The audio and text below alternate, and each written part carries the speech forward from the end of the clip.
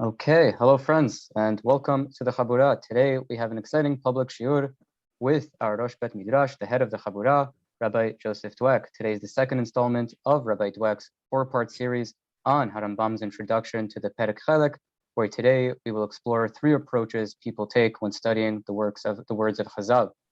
For those who are new, welcome. We are doing incredible work at the Chabura.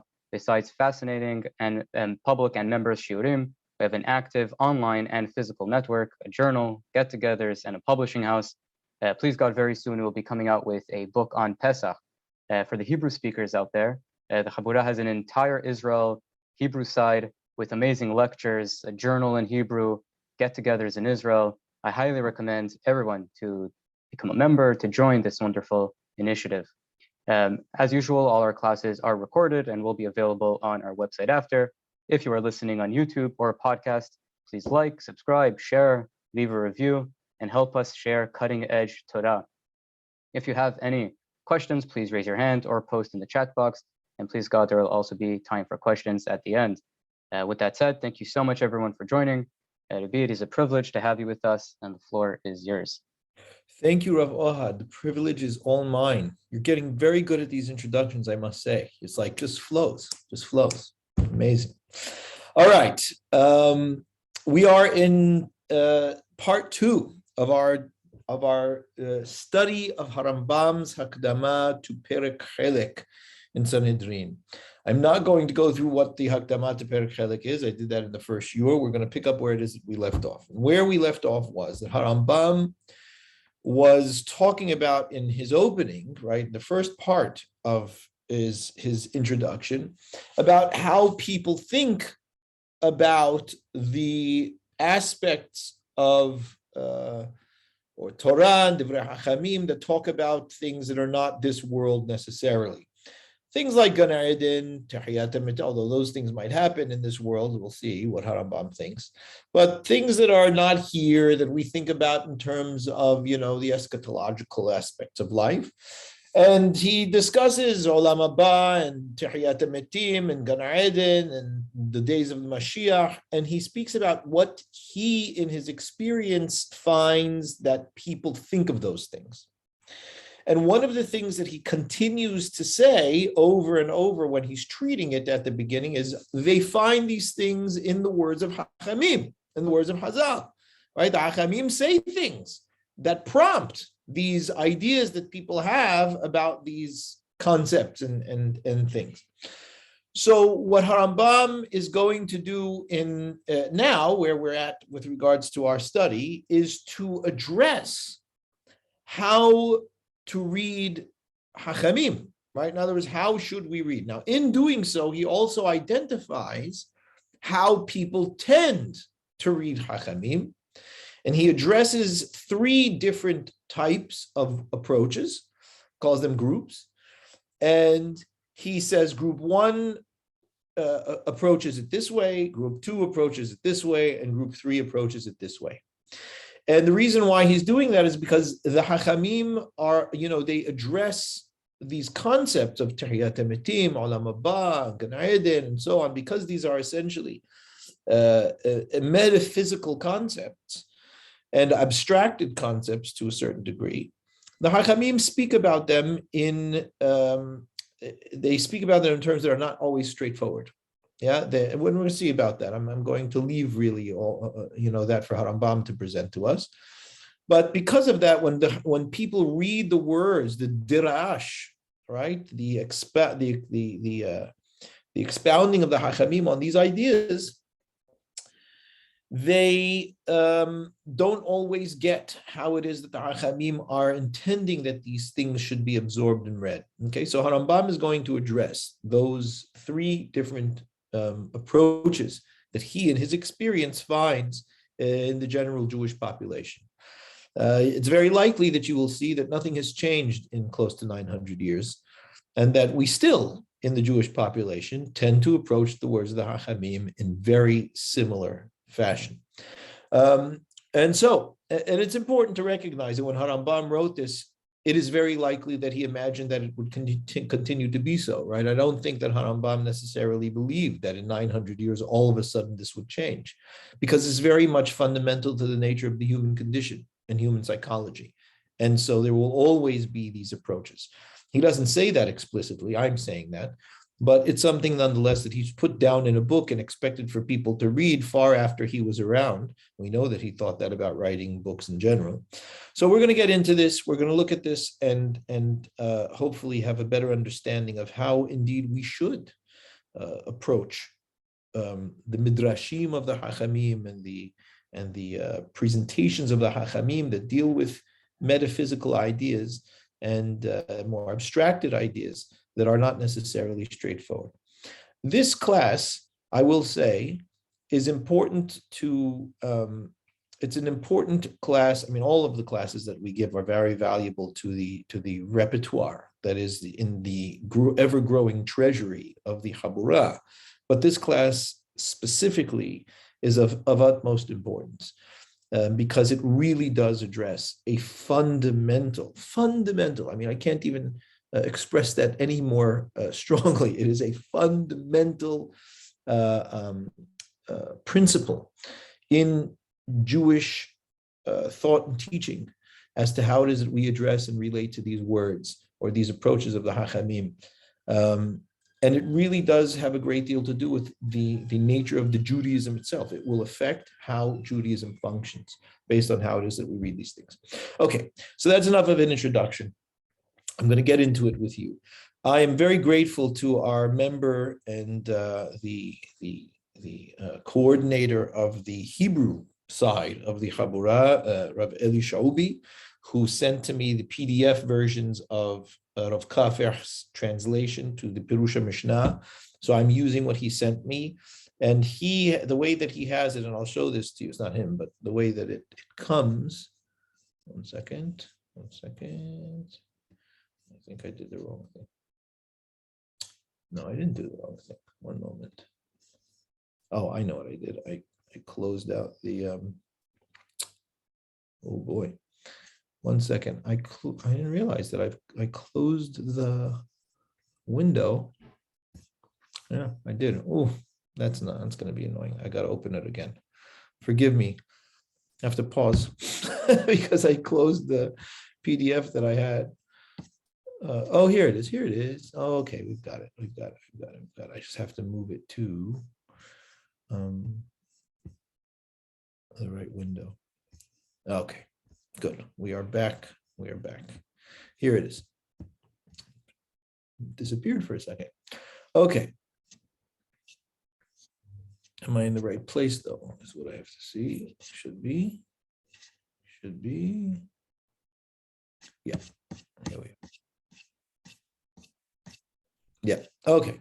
So the way that this particular version is printed, this is the older version, is you'll see on this left side, it's Arabic, right? It's Hebrew letters, but it's Arabic, right? So we're going to be only looking on the right column if you're following along, yeah?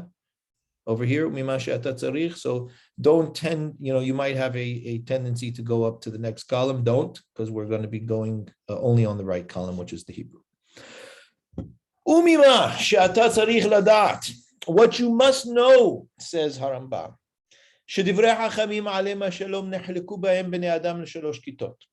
that the words of the Hachamim, people approach them in three different ways, or in three different groups, right? We can essentially categorize them in three different ways. And now he goes through the three categories. He says, the first group approaches it as follows. First of all, they are the majority of people that I've met, says Rambam. Now, we're not just talking about the general populace over here. We're actually talking about rabbis as well, because he says, I've seen their works, right? I've seen what they've written. I've heard about them as well. And they, mevinim otam kipshatam. These people understand the words of the Hachamim at face value. In other words, simply as the Hachamim speak is what they understand, and they don't think that anything needs to be unpacked or understood that is underlying in the words that they present. Enam masbirim otam kelal. They do not explain the words at all, right? They do not try to find underlying meaning in the words at all. V'na'asu etzlam kol hanimnaot mehuyaveh mitziyut. And what has happened as a result of that is that everything that is impossible, that's what nimna means. Nimna means it's impossible, it's an impossibility in reality. Mehuyaveh mitziyut. They've considered impossibilities as imperative realities. Now, I mean, we have to call a spade, says Rambam. The only reason they've done that is because they're ignorant. Sichlut is their ignorance. Bechokhmot. They have not studied deeper wisdom. Nor have they had any real higher education that normally would have in its rigor and its requirements of thought, certainly in the abstract, a prepping of mind to be able to deal with these levels of thought.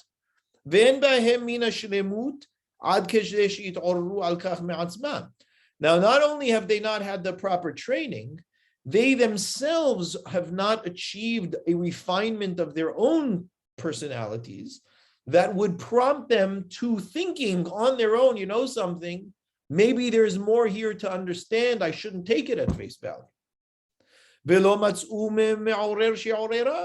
So they haven't had higher learning. They themselves don't recognize that there's something more to be understood here, and there's nobody to tell them. And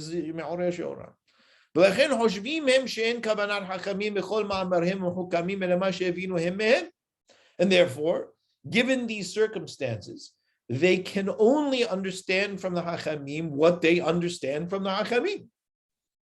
And that is Shehem Kipshutam. They read it as they're reading a little children's book, right? So they read a story and they take it at face value as though it is what it is.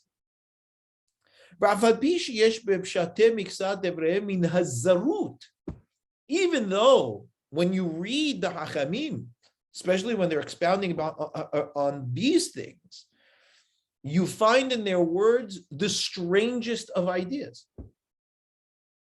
To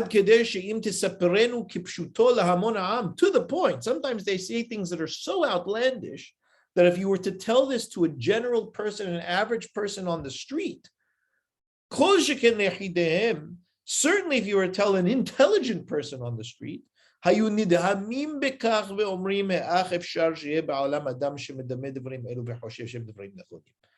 would be astonished and say, how is it possible that there is a human being on earth that actually believes this stuff? I'm not paraphrasing here. This is exactly what Rambam writes. I'm just translating, right? If how could it be on earth a person that actually thinks this? I mean, not only would they say that, I mean, it goes without saying that they certainly wouldn't find favor in the eyes of these people, you know, if you were to tell them these things. Oh, you can see already how Rambam feels about it, but if you had any question about that up until now, you can hear from here. And he says, Vehakat hazo, this group, hamiskena, this poor group, rahmanut al sichlutam, may God have mercy on their ignorance. See, the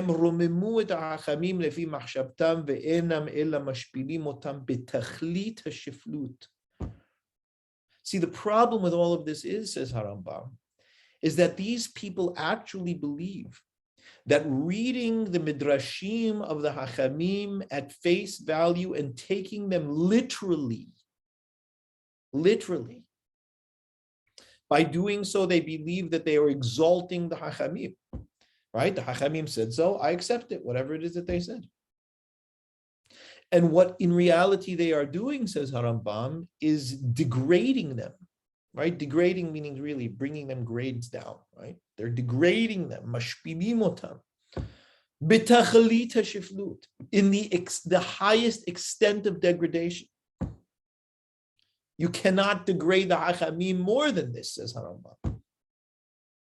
And they have no idea. They don't realize that that's what they're doing.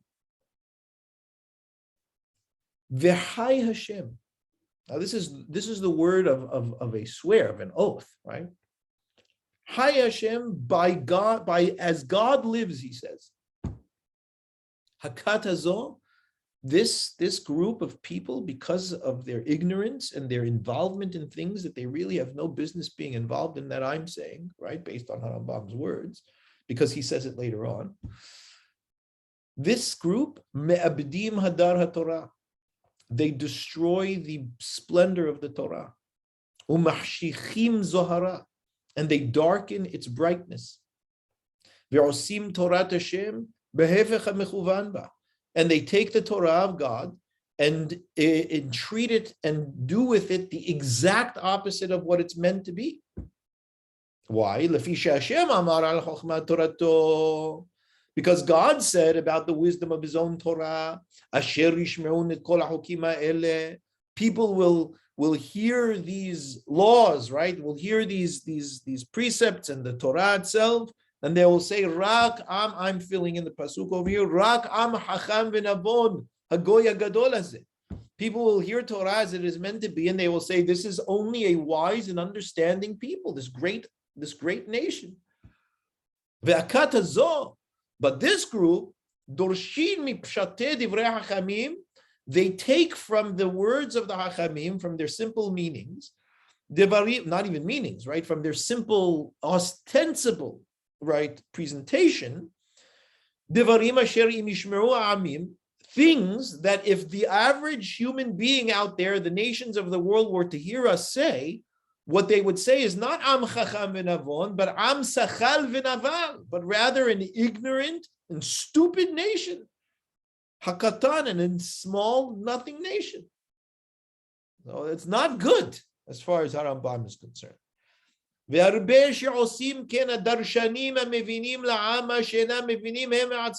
the truth is, unfortunately, there are a whole bunch of orators, right? People who are doresh, right? They like to give divrei Torah, out into the people. And what they do is they try to help the people understand what they themselves do not understand. Umi ten v'shitku. Who can make it that they should shut up? Says Rambam. They should just stop talking. Kevan she'ena mevinim. They have no idea what they're talking about. They don't understand. Mi tena haresh taharishun. If somebody could make it that they could go silent, right? That they can just stop already. Utihi lachem lechokma. That would be a wisdom. Rambam doesn't often talk this strongly, right? So you can see that he's extreme. I mean, he's hard. He's strong. I mean, he's definitely direct. But this is, you can see clearly how upset he is about this phenomenon. I mean, at the very least, they should say, we don't know what they're talking about. No, we don't know what they're talking about. We don't know how to explain it. At least they should say that they don't know. Rather, what happens is, the problem is they think they understood what the Hachamim are saying. And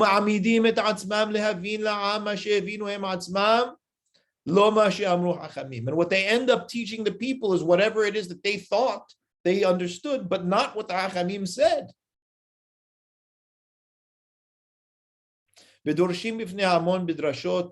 And they love to talk about the dirashot, the midrashim, that it's in Masechet Berachot and in Pereq Heleq, which is in our Pereq, in the Gemara, mostly, right, where they develop these things. They love to explain it literally verbatim. And that's a terrible, terrible mistake. So that's the first group. I don't know if you know anybody like this, but this is not a good thing. The second group is the opposite of this group, but just almost as bad. The second group, Hem Rabim, there are also plenty of them. Now, these people, they're like the average individuals that see the words of the Hachamim, still think that the Achamim meant that the word should be taken literally, right? That there's no difference between the two, right? In other words, the first cut and the second cut, the first group and the second group, both believe that the Achamim meant for their words to be taken literally. Just that the second group believes that the Achamim meant for the words to be taken literally, and think that the Hachamim have terrible problem because of this, right? They blame the Hachamim for this. And therefore they belittle them. They belittle the Hachamim.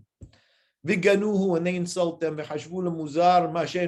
think that things that the Hachamim say are so odd and strange, when really they're not odd and strange if you know what they are. They love to denigrate the Chachamim frequently. They think that they're much smarter than them. They think that their thinking is even clearer than theirs. And they believe genuinely that the Chachamim at the time, the Chachamim of the Talmud and the Mishnah and prior, were really ignorant people and terribly lacking in their knowledge about all things real, right? Hametziut is things that exist, right? Existential realities. The reality is that they really don't get it at all. Interestingly, the people who tend to fall into this category are the high-level academics, right? What Rambam calls the doctors, or hauzim b'mishpatei mazalot, or the people that are astronomers, right? So they're high-thinking people, because they believe that they're intelligent, right? They've set themselves up in the intelligent group, right? The intelligentsia, right, is what we call them. So the intelligentsia think that the Hachamim were really not intelligent, or they're philosophers, right? Hachamim philosophim. When reality is, when the truth is that according to, or in the perspective of the real honest to goodness philosophers, they're not terribly upstanding. They're not really fully developed in their humanity, and certainly not in their psychological and mental capacities. Now, Rambam says the truth is they're even worse in their intelligence, right? They're of lower intelligence than the first group. Why? Now, this interestingly, Rambam says about this group and not the previous one. He says they are an accursed group of people, right? That's literally what arura means. Now, also you have to know Rambam was quite young here when he wrote this. I think he mellowed a touch, in his older age, but here, nonetheless, he says what he said. They are an accursed group of people. Why? Because they have essentially what's the word? They have lashed out. Right? They've lashed out at these exalted people, right? The Hachamim. They've lashed out at the Hachamim. And the Hachamim, their wisdom is already very relevant. What I like to say to people often is, you study the Talmud in a sugya of halakha, in which the Hachamim are dealing with things with the most, sophisticated logical developments. And then all of a sudden they talk about, giant frogs invading Egypt, and you think that, all of a sudden they've had a lapse of judgment. These people, a page before are the most sophisticated minds and developed thought, and all of a sudden, because they're talking about monster frogs, they're off their rockets. Well, I mean, these are the same people, right? So you have to understand that these are highly intelligent individuals, extremely sensitive not only to the logical understandings of the world, but also to human psychology. I mean, there were the few people in their time that had the amazing insights of human psychology that the Hachamim had. So these people who are lashing out at the Hachamim, these intelligent, the intelligentsia, these academics that are lashing out at the Hachamim, really don't get that they're already established in their wisdom. Now, these, academics had done the appropriate prerequisite development in their fields and even in study in general, to the point that they were to come to understand how we are meant, how we write, in other words, how we convey metaphysics. And there's a very important reason why, when we are talking about metaphysics, which are abstract in nature, which deal with sophisticated concepts that requires sophisticated thought. And when I say sophisticated, I don't just mean level of thought. It takes training to think appropriately this way, consistently. As Rambam says very often later on in the Moreh Nebuchim, I'm paraphrasing, just because we think does not mean that we think correctly. And that is a terrible mistake that people make, thinking that because I think it must be correct. So even the academics, right, who are not studying minor things, I mean, the astronomers got to know a lot in order to be able to do this. And the doctors have to study a great deal of information. But when we're talking about metaphysics, when we're talking about the mystical elements or esoteric elements, if you will, right, of knowledge, when we're dealing with things that really require a high level of understanding and intricacy, oftentimes the way that we present them are not straightforward. Because to say them straightforward, first of all, is extremely difficult, right? To get it all in. Yeah, so you need to be able to put things out in parable sometimes. You need to be able to give metaphor. Metaphor is extremely important in high-level thought because it gives us entries into being able to understand concepts that in basic prose is very difficult to grasp. And so the Hachamim did that, and you'll see that Rambam is going to say that in a second. But what these people thought is that because these people really, really were not of the level or of that discipline, they don't get that that's how things need to be presented. Once you are in that place, you see a parable or you see a metaphor, and you get immediately that it's a metaphor to something that I need to figure out. So they haven't really gotten into the higher echelons of philosophy. Because if they were, then they would get ima hachamim olav. They would really know whether hachamim were true hachamim or not, because it takes one to know one. And then they would get to understand what really the content of their messages are. So that's the second group. The third group, Hakata Shlishit B'chai Hashem, as God lives, right? By the living God is the best way to translate that. Me'atim me'od. There's so few of them in this group. I mean, to the point that really it's a bit of a stretch to call them a group, of people. In the same way that we would say that the sun is a category of things, right? Of course, Rambam didn't realize that the sun was a star, of which there are many. But nonetheless, Islam, Gidulat, Hachamim, Vetuv Tevunatam, B'ma shenimtza bichlal divrehem divarim hamarim al inyanim amitiyim meod. These people, they get the Hachamim. They get them. They recognize the goodness of the value of their intellect and understanding, and they get in their words what they're trying to do. And even though it's really hard to find these people, right? They're all over, they're scattered. You don't find a whole academy of these people, anywhere. Well, at least in their writings, they show that they get what the Hachamim are talking about. Not only that, but they're rational. They get what is possible and what isn't possible, what is within reason and not within reason, what is real and what isn't real. And they know that the Hachamim that we're dealing with, we're not speaking nonsense. So if they're saying something that on the surface sounds like nonsense, well, then that means we've got to really unpack this, because there must be something more here, because they're not just all of a sudden having lapses of sanity.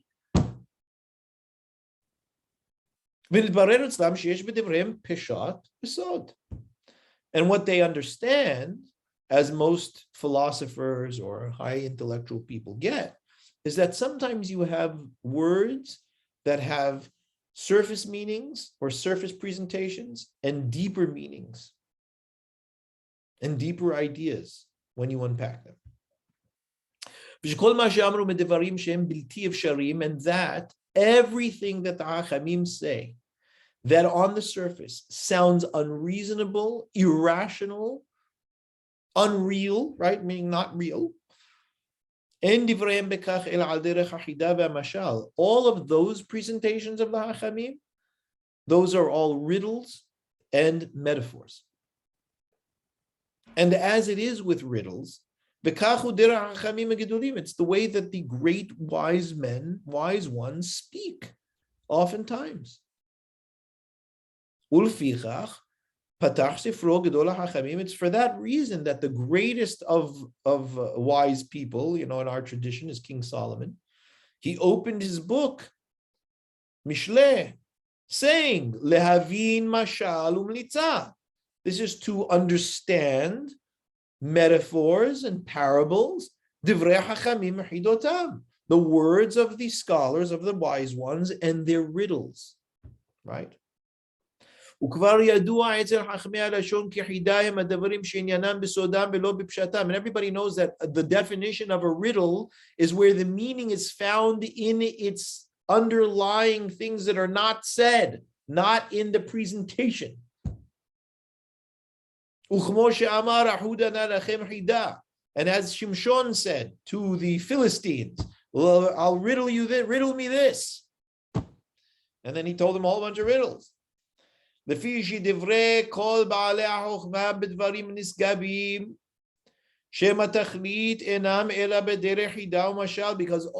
highest levels of wisdom are best understood through parable and metaphor. Why should we be so shocked at the fact that the Hachamim used a very understood and present tactic to teach the most abstract and metaphysical ideas through parable and metaphor? And so only the lowly thinkers, the lowly popular thinker, populist people, thought that it is meant to be understood at surface level. As you see, the wisest of all men, again, King Solomon referenced over here, did so with divine inspiration. Shlomo, we're talking about Shlomo here. He did this in Mishle, in Proverbs, in Shirim, and in Kohelet. Bits of Kohelet, anyway, not the entire. Why should it be so strange for us to look at these words and recognize that we need to understand them? We need to interpret them. We need to figure out what the metaphor is genuinely coming to teach, rather than simply seeing the metaphor as though it is what it is and nothing more. It's the whole point of a metaphor. I mean, what are nursery rhymes if not that? Right? I mean, there comes a point in where you realize that, Goldilocks might not actually have existed. And the three bears, they're interesting, but nonetheless, there's probably a little bit more there. Red Riding Hood.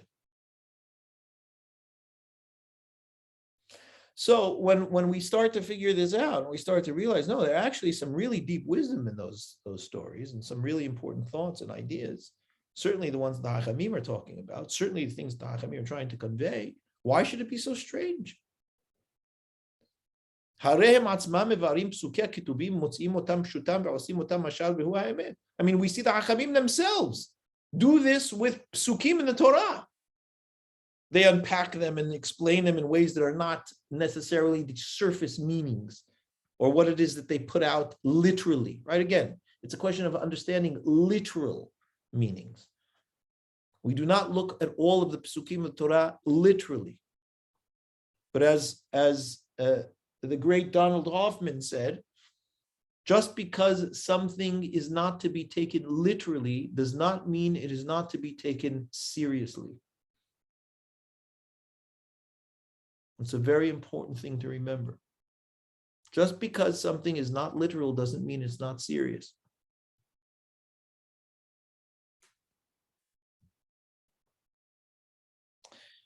Right? This is in Divrei Hayamim, talking about David HaMelech and his Sar Tzava, or one of the officials of the army, Benayahu, Ben Yehoyada, who incidentally the Ben Ish Chai thought he was a reincarnation of. Right? It says that which is why he called all of his books based on this pasuk. Says he was Ben Ish Chai, Rav Be'alim, right? He called all of his books. In any case, it says that he ripped apart a lion in a pit somewhere in the middle of the snow. Right? Well, kulo mashal, he says. All of that is mashal. All of that in Divrei Yamim, it's all metaphor. This that he said he ka'et ari b'toch habor. He didn't add over there. The pasuk says in basheleg. Right? He went down during a snowstorm and ripped a lion apart. Okay, all mashal, says Rambam. David HaMelech says in the same Pereq in Divrei Yamim, he goes, I'm really thirsty. Could someone please go get me some water from the cistern in Bethlehem? What? Okay, so there's more there than just David being thirsty and needing particular water from a cistern, a designated cistern. It's the king. King's got water ready. All of that Pereq, it's all a mashal. The whole book of Iyov, according to Rambam. Kulo. One of the Hachamim said the entire thing was a mashal. Never really happened. Job. It's all written as a story to teach something. If you want to see Rambam's unpackings of some of Sefer Iyov, he does so in the Moreh Nebuchim, in the third section, in Pereq Kaf Bet, some of Kaf Aleph and Kaf Bet. Of course, in the book it doesn't, and in the Gemara it doesn't say exactly what the mashal was. It just says it's a mashal.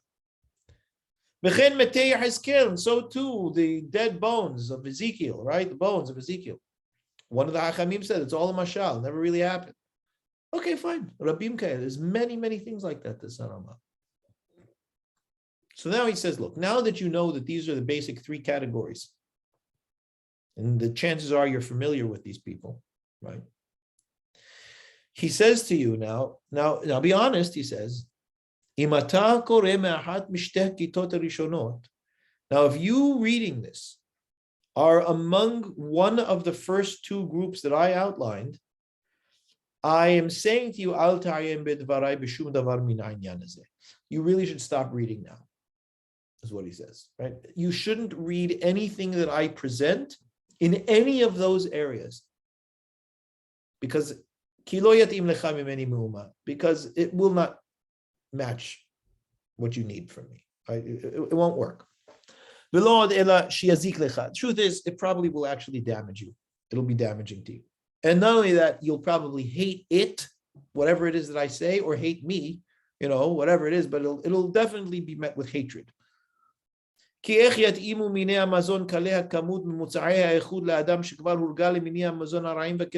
how are you supposed to feed quinoa to somebody who loves prime rib and mashed potatoes and gravy?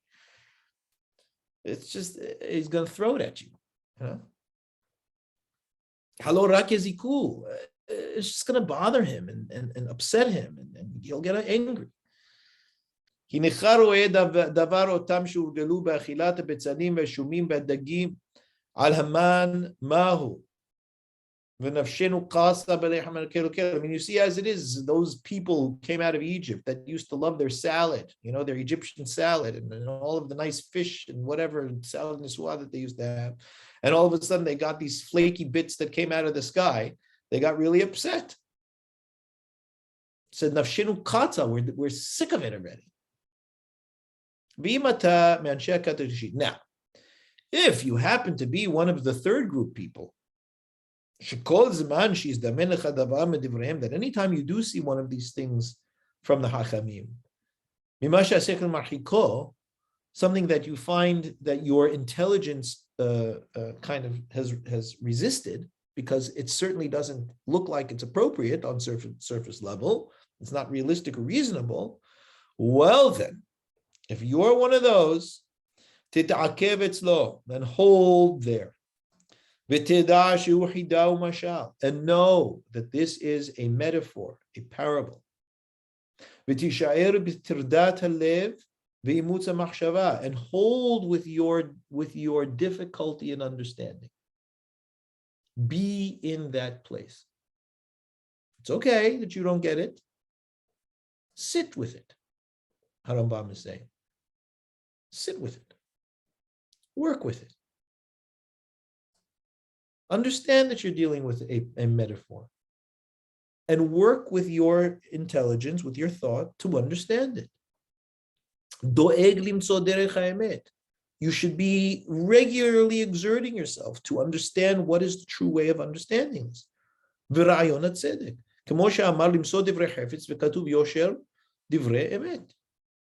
As it says, this is what you're supposed to look for. These are things that are desirable. Finding the truth in things. Now, contemplate what I've said. Tasig to'alet, and you will gain benefit. If you do, of course, if God wants you to. Okay, so that's Rambam's presentation in terms of how it is that we're meant to read the words of the Hachamim in very broad strokes. He makes, he does not mince his words. He's very, very clear about it. Doesn't want to make any, be unclear about anything, but there it is. Now, with the last 15 minutes, because I've kind of counted how many pages I need to do in order to be able to finish in 4 classes. So we're going to continue right here. Now, Rambam, having said that, wants to now address these various things that the Hachamim have talked about. Olam Haba, Gan Eden, Tehiyat HaMetim, and so on and so forth. So he has spoken about what people think about them. He's spoken about what people think about the words of the Hachamim that has caused them to think about what they think about them. And now he actually wants to talk about them realistically, right? How are we meant to understand these things? So he starts with Olam Haba. And he says the following. He says, now I'm going to speak about what I really want to speak about, right? My introduction is for this purpose, because I need to explain what's Olam Haba. So now that I've got the prerequisites and the introductions out of the way, I can get into this now. Da.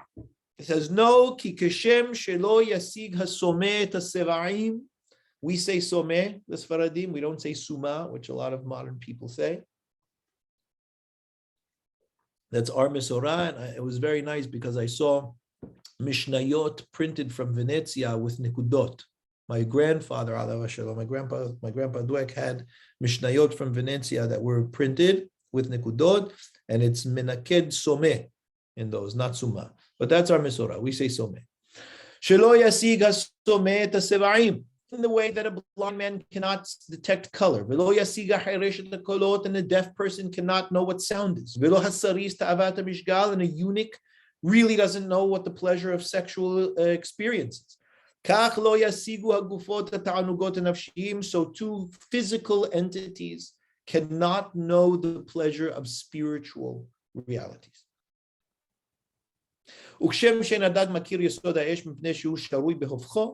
Because a fish does not know Yesod Ha'esh. Yesod Ha'esh means the fundamental building block of fire, right? The nature of fire, which this is going back to the old days when they used to think that everything was earth, fire, wind, these fundamental elements. Nonetheless, because it's in water, it doesn't know from fire, unless, of course, it's burned. But nonetheless, the bottom line is the only pleasure we know is physical pleasure. Bilvad. That's all we ever have. We don't have it, right? Sorry, I think I skipped. All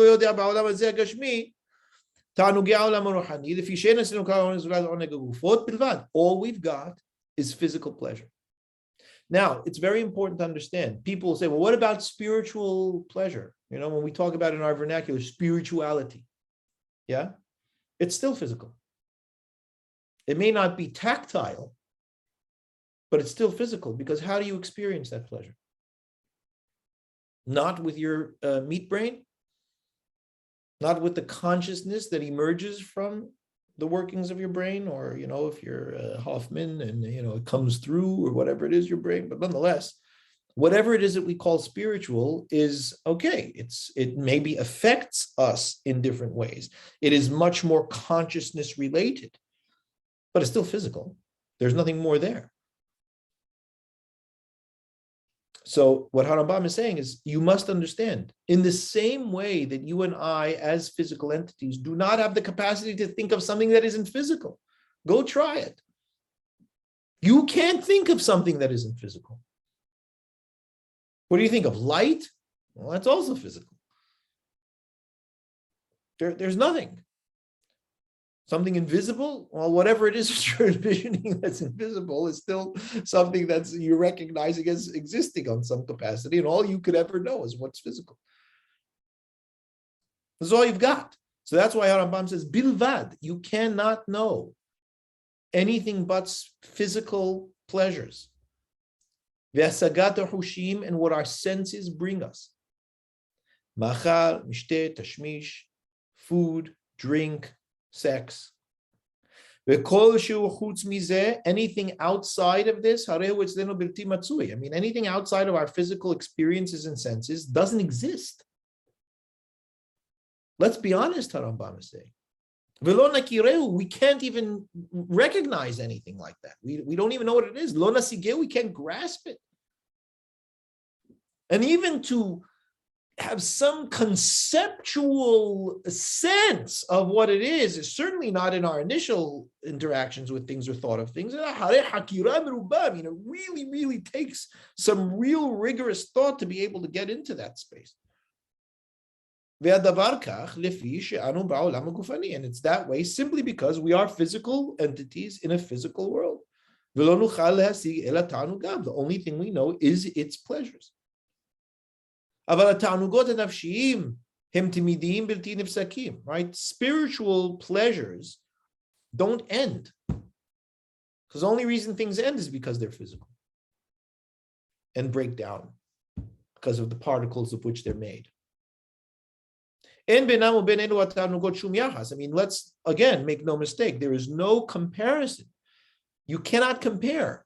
And that's not just talking in terms of value. It's saying they are absolutely different entities. They do not have comparable sets or attributes that they can be compared with. Physical and spiritual things. Now,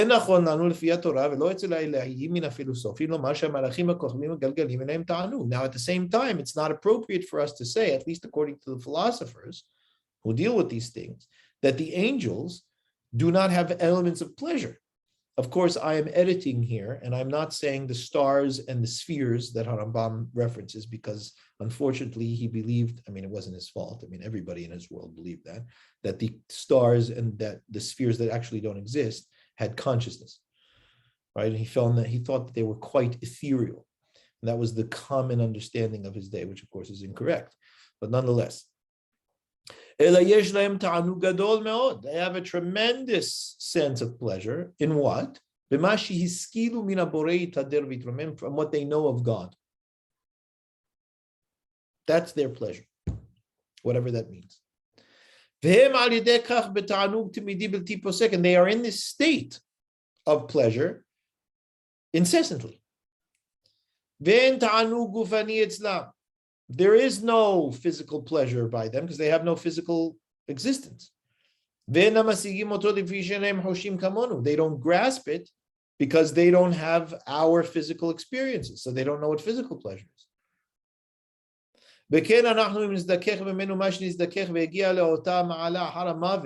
And for us, if we are able to refine ourselves to the point that after death we reach those levels, We will no longer really sense what the physical pleasures were. Nor will we want them. Why is Rambam saying all of this? Because in the introduction, remember how everybody described Olam Haba and Gan Eden and so on. It was all just a whole bunch of exciting physical pleasures. So he's trying to divorce that, right? He's trying to take that all out. And he's trying to give us analogies for this, right? So he's giving us analogies for what we mean by not being able to conceive of anything, of having absolutely no reference for what it is. Well, he says, it's kind of like, it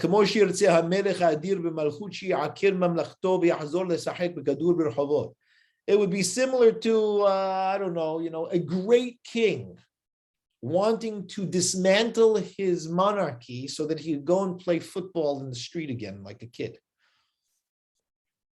We've heard stranger things. And even though it might have been at one point that he did play football in the street, and there was a time in his life where he would have rather played football in the street and not have to worry about the malchut. But he was younger, less intelligent and experienced. Similar to how it is that we like the physical pursuits rather than pursuing what is spiritual. Now, if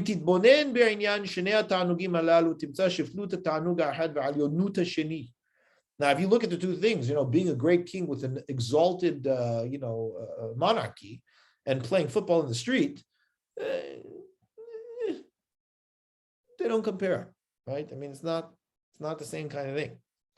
Even in this world, right, we can see things that are so disparate, right, that you don't really compare them. I mean,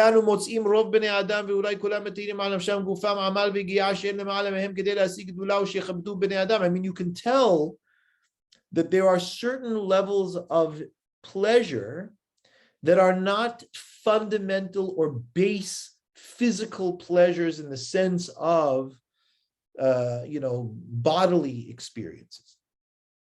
There are certain things that people will go to extreme extents to achieve that are not bodily pleasures, and yet will extend all kinds of money and exertion to receive things like honor.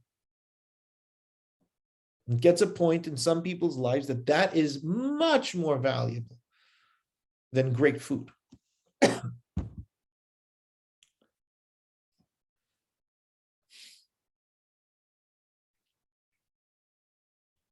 Some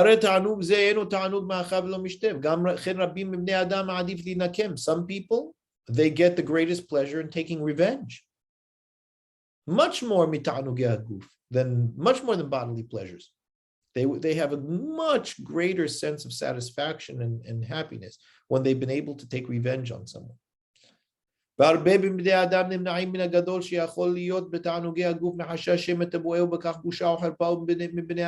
that, we find people foregoing physical pleasures because they're concerned that people will think lower of them if they engage in the pleasures that they want to engage in.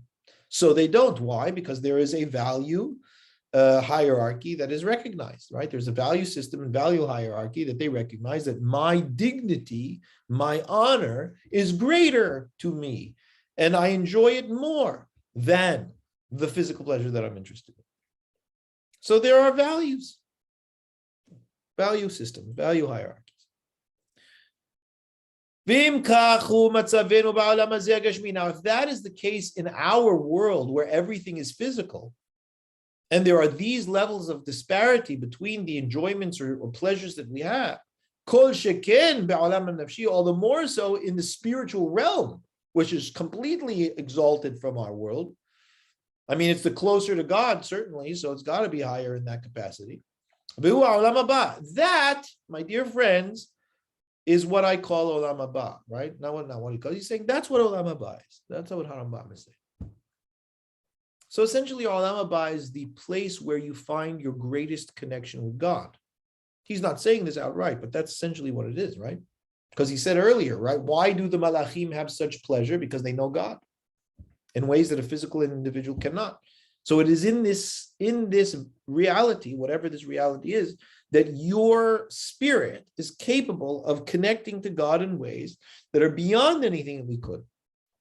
And think about what it means to connect to God. Some people might not think that that's pleasurable.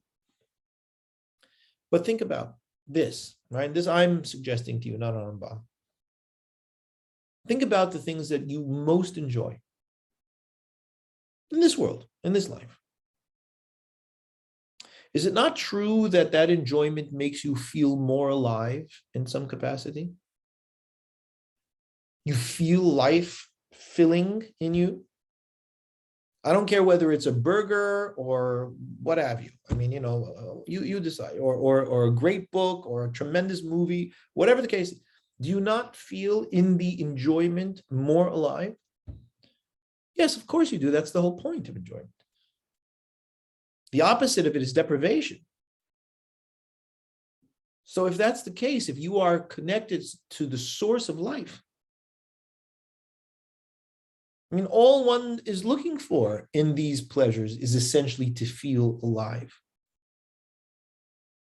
And if we recognize that God is the source of all life, right, and being able to connect back to that, well, that's the goal. It's all, you don't get better than that. And so if one can do that without encumberings, right, without limitings, the limiting nature of the physical existence, right, this is all what Rambam is pointing out over here. Well, then, I mean, it goes without saying. Yes, one could recognize that perhaps even in our world, a higher level of pleasure is being recognized by others. I imagine you walk into, an auditorium and the whole auditorium stands and claps for you. It's an interesting pleasure, isn't it? It's probably a little bit, higher on the value rungs, right, than a cold Coke on a hot summer day. Yeah, so Rambam is saying, so imagine, the spiritual levels, which essentially are closer to God, right? Those are beyond anything that we really, really get, but it goes to reason that those would be the highest levels of real experience of life that we have. Because really, when we talk about pleasure, we kind of lose the message, right? Is life about pleasure? No, life is about life. The pleasures give us feelings of life. Well, we can actually be alive. Well, that's unbelievable.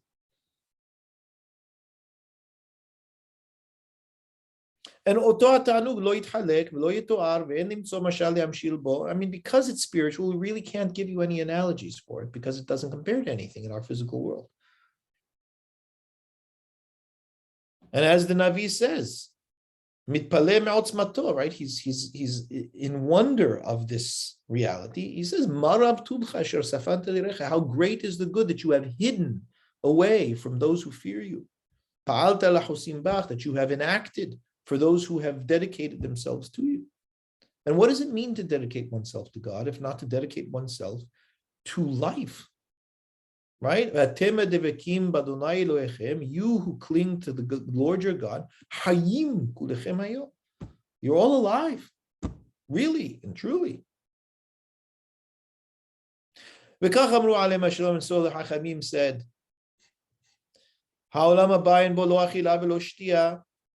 that's why they say, Olam Haba, there's no eating or drinking there. You don't have to shower, nor do you have to anoint yourselves because it's taken care of. There's nothing to shower.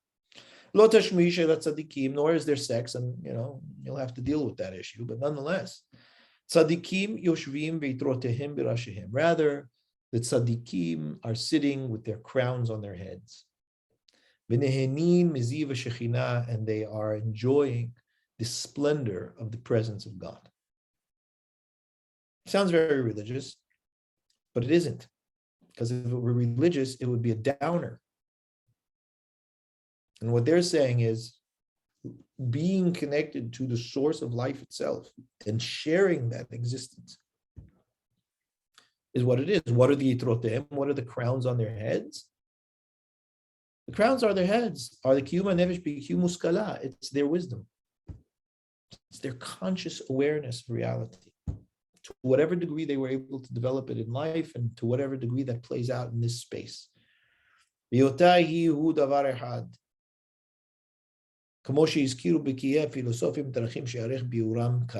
As the philosophers have discussed, which we're not going to get into now, says Rambam. It says that they enjoy the splendor of God's presence. Those souls enjoy what they grasp and understand of God, right? What they know of God. But it's not just intellect. It's very important to understand that. It's not academic.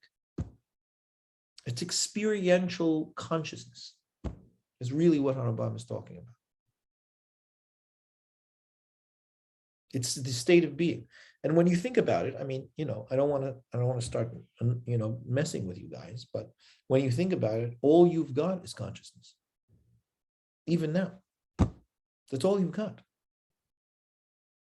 You think about the things that you feel, and the things that you see, and the sounds that you hear, and the thoughts that you have.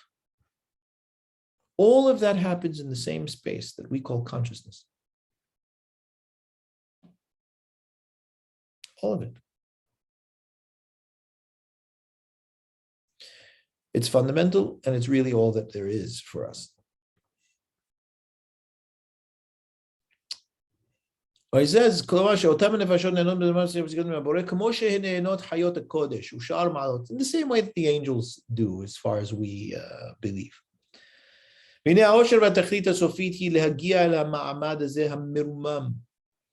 Our goal is to reach as high in that level that we can. And to exist in that space. And so that the soul can exist as it forever as it was meant to. With God, Sibat Kiyuma, the source of its existence. This is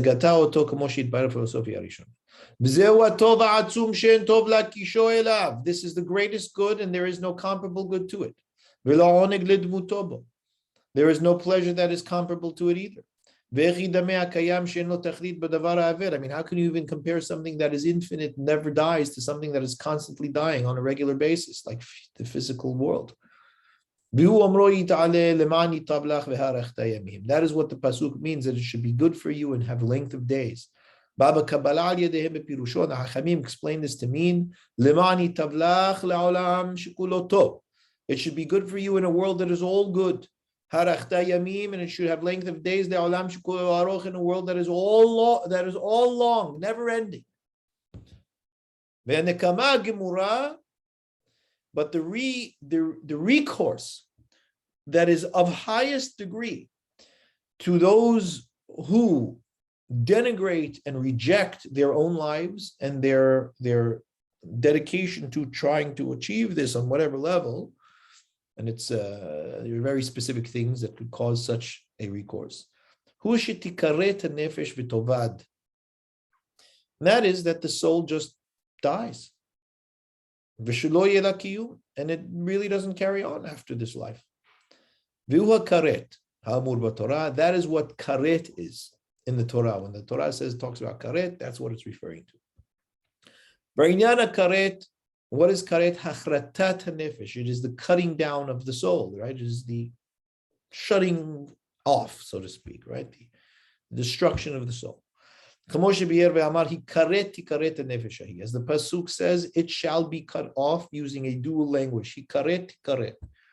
Amru alayhim shalom. Why the dual language? Hikaret ba'alam hazeh, cut down through death in this world. Tikaret ba'alam haba, and never emerges into the other world.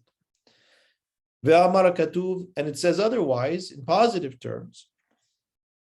Avigail says to David HaMelech when she sees him, right? She was the wife of Naval, but David ended up marrying her. He wanted to kill Naval, and Avigail said, "Don't do it, because if you do, you will lose your olam haba." Basically, she says, and if you keep this, Tieh nefesh adoni tzurura betzorah hayim. Your soul will be bound always in the bundle of life, right? Which is essentially referring to olam haba. And that's what we say, we borrow from Abigail. And anyone who has given themselves over completely to the mundane, physical, bodily life, and has essentially rejected and denigrated the truth and pursuing truth, and preferred the shav, which is essentially valueless things, nichrat me'oto hasegev. So that person lives as his life was, right, which is essentially completely and utterly physical and nothing more, and is not then connected to anything higher than that. Vishayer homer, and therefore he just stays flesh and physical. And so when the physical dies, that's all that there is. The physical dies. And as we've explained already, Olam Haba cannot be grasped or understood or experienced by physical means. And that is what the pasuk means when it says, the pasuk in Yeshaya, or when it says, an eye has not seen it. No eye has seen it except for you, God. Was done for those who wait for it. By the way, incidentally, over here reminds me, quoting Yeshaya, that in the last shiur, I quoted a pasuk that I often quote, and I said that it was from Yirmiyah, when of course it's from Yeshaya, and I've said many times it's from Yeshaya, I know it's from Yeshaya, but I said Yirmiyah because I was confusing, I was tired, and I was confusing it with Echa, and Yirmiyah who wrote Echa, so I said Yirmiyah, so I apologize for that, but it was a cross-wiring, short circuit of the brain, which happens unfortunately sometimes. And therefore, and this is important for the next bit, Rambam says, therefore the Hachamim said, all of the prophecies of all of the prophets never speak about Olam Haba. They only speak about the days of Mashiach. Why? Because no prophet, even through prophecy, can see and understand or grasp Olam Haba. So they've said nothing about it. Olam Haba, but Olam Haba, no eye has seen, not prophetic eye or anything otherwise. Okay. So we're going to stop here. Wow. Thank you so much. The words of Rambam is so powerful, and especially hearing it through the Chacham, it's even more moving. So thank you so much.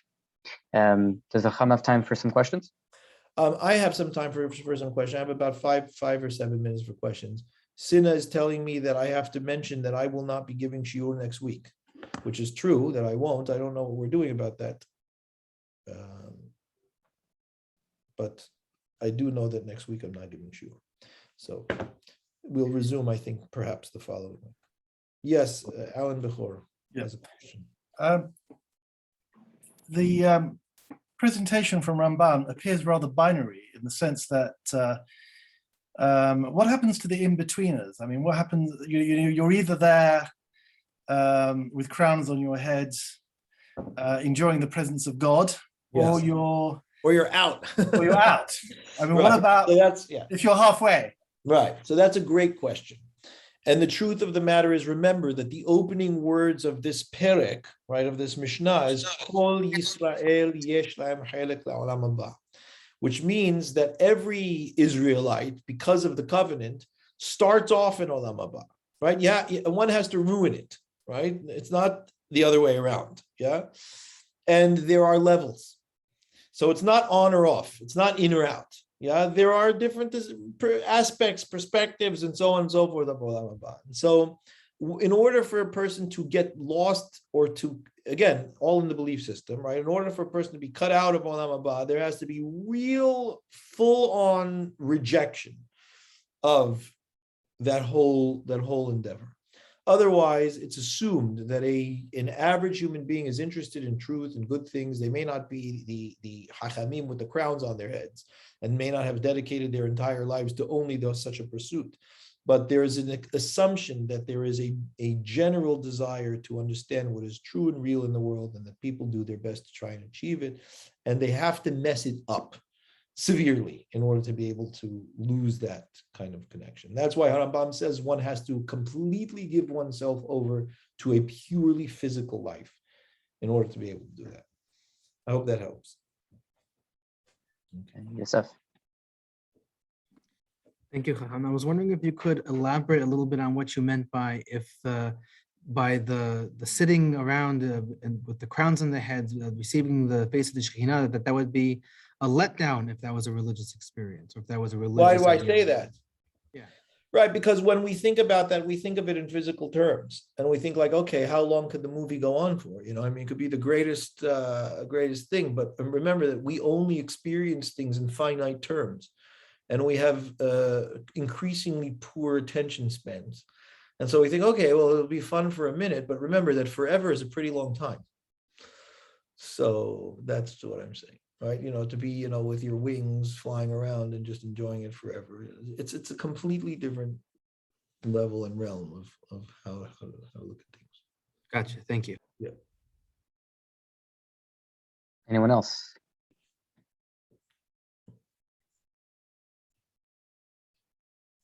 Okay. Okay. I think that's good.